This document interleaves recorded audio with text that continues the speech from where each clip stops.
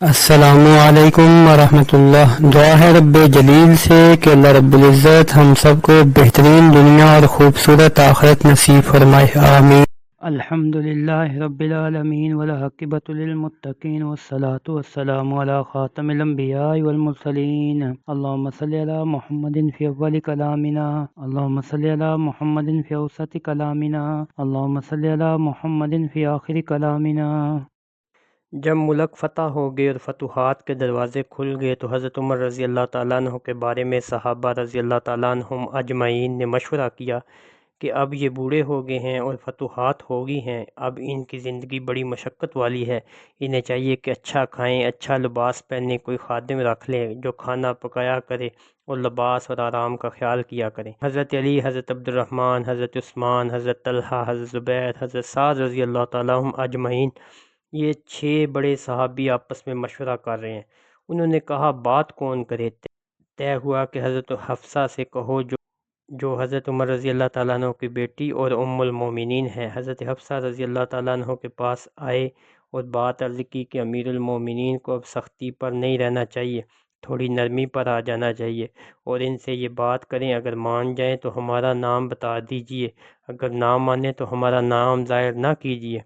حضرت عمر رضی اللہ تعالیٰ عنہ تشریف لائے۔ حضرت حفصہ رضی اللہ تعالیٰ عنہ نے ان سے کہا ابا جان، اب آپ بوڑھے ہو چکے ہیں، اگر آپ خادم رکھ لیں جو آپ کے لیے کھانا پکایا کرے، لباس اچھا پہن لیا کریں، آپ کے پاس دور دور سے وفد آتے ہیں، کچھ آرام کر لیا کریں۔ فرمایا حفصہ، یہ بات کس نے تجھ سے کہی ہے؟ فرمایا پہلے آپ یہ بتائیں مانتے ہیں کہ نہیں؟ حضرت عمر رضی اللہ تعالیٰ نے فرمایا اگر مجھے یہ پتہ چل جائے کہ یہ بات کن لوگوں نے کہی ہے تو میں مار مار کے ان کے چہرے لہو لہان کر دوں۔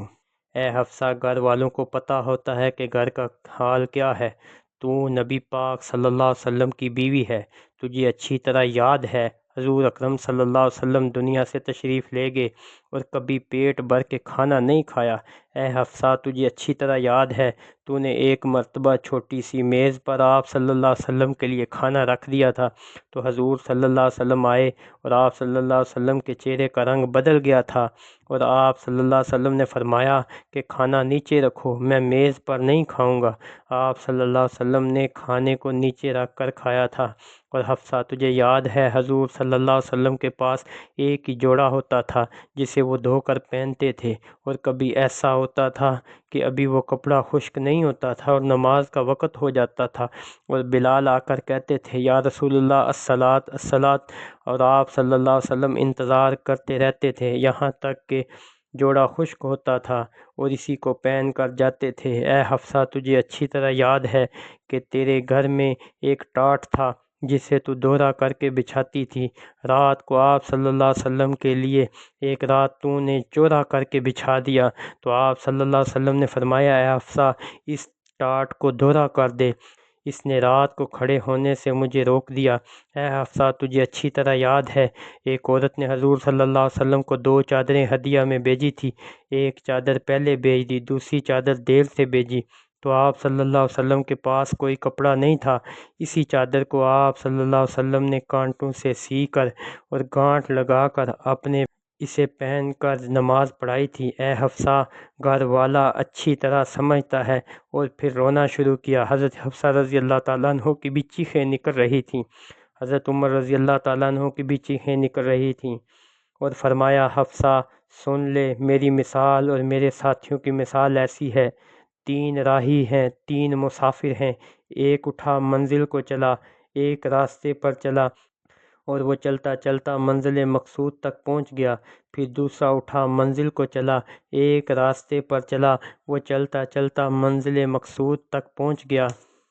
اب تیسرے کی باری ہے اور میں تیسرا ہوں، اللہ کی قسم میں اپنے نفس کو مجاہدے پر رکھوں گا اور دنیا کی لذتوں سے ہٹا کر چلوں گا یہاں تک کہ میں اپنے ساتھیوں سے مل جاؤں۔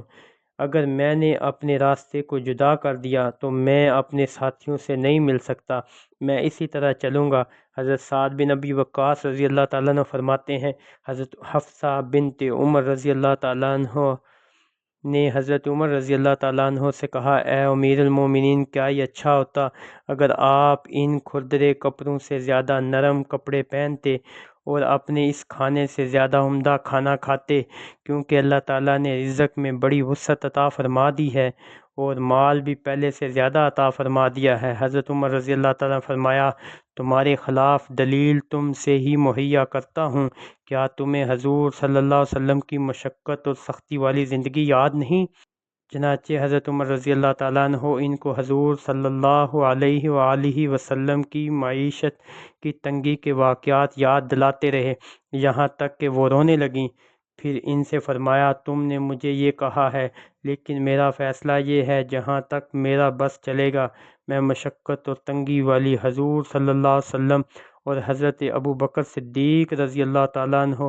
دونوں حضرات جیسی زندگی گزاروں گا، تاکہ مجھے آخرت میں نعمتوں اور راحتوں والی ان دونوں حضرات جیسی زندگی مل سکے۔ حضرت عمر رضی اللہ تعالیٰ عنہ کے زہد کے باب میں اس بارے میں بہت سی مختصر اور لمبی روایتیں موجود ہیں۔